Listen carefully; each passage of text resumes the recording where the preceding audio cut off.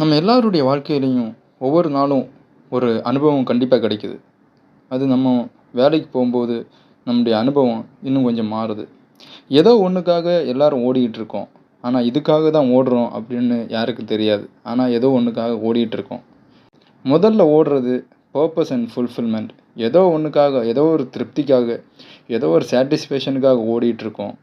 ரெண்டாவது நீங்கள் பார்த்தீங்கன்னா, நம்மளுடைய வாழ்க்கையை நடத்துறதுக்கு பணம் தான் இன்னைக்கு ரொம்ப முக்கியமாக இருக்குது. ஒருவேளை ஃபினான்ஷியல் ஸ்டெபிலிட்டியாக இருக்குமோ.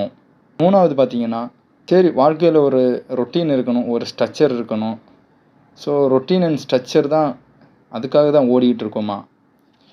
நாலாவது பார்த்தீங்கன்னா, சரி சமூகத்துக்கு கூட கொஞ்சம் இன்ட்ராக்ட் பண்ணுவோம். சமூகத்தில் என்ன நடக்குது, இவங்க என்ன பண்ணுறாங்க, என்ன போயிட்டுருக்குது, இதை பற்றி தெரியறதுக்காக ஓடிக்கிட்டு இருக்கோமா. அஞ்சாவது பார்த்தீங்கன்னா, சரி நம்ம துறையில் பெரிய ஆளாக வரணும், பெரிய மாற்றத்தை உருவாக்கணும் அப்படின்னு சொல்லி நீங்கள் வேலை செய்யக்கூடிய இடத்துல ஒரு குரோத்தை இல்லை டெவலப்மெண்ட்டை கொண்டு வரதுக்காக ஓடிட்டுருக்கீங்களா. ஆறாவது பார்த்தீங்கன்னா, வேலையும் சரி வாழ்க்கையும் சரி அதை ஒப்பிட்டு பார்க்கும்போது ஒரே தரத்தில் வச்சு பார்க்குறோமா, இல்லை வேலை அதிகமாக செஞ்சு லைஃப்பை பார்க்காம போகிறோம், இல்லை லைஃப்பை அதிகமாக பார்த்து வேலை செய்யாமல் போகிறோம், அந்த இடத்துல இருக்கோமா.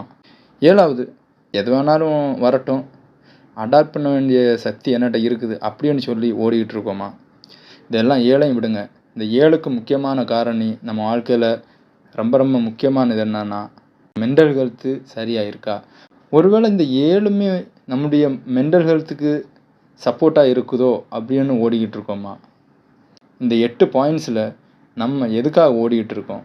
ஏதோ ஒன்றுக்காக இல்லை, ஏதோ ஒன்றுக்காக மட்டுமே ஓடிக்கிட்டு இருக்கோம். அந்த ஏதோ ஒன்று உங்களுக்கு எது தெரிஞ்சால் கமெண்ட் பண்ணுங்கள். நன்றி.